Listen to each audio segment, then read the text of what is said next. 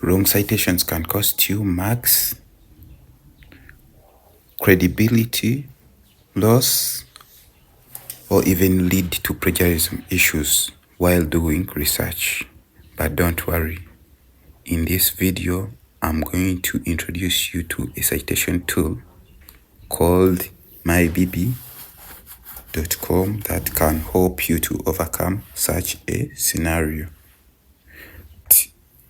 Before we dive into the video, I'd kindly request you to stay with me from the beginning up to the end of this video.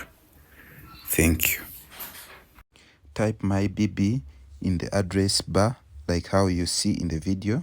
So we are able to cite many things, books, videos, journals, etc.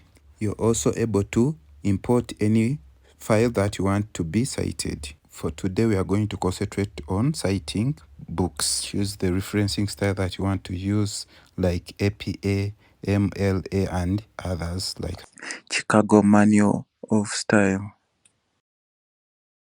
Type the ISBN of the book or the International Standard Book number. Here is our book that we've just finished to search. As you can see in the video, we are now going to check whether the details of the book are written correctly.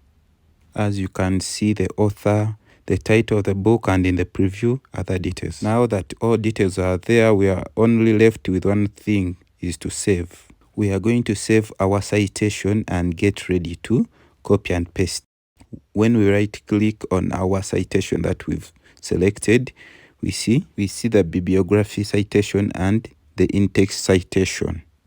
Definitely we are going to go with bibliography entry.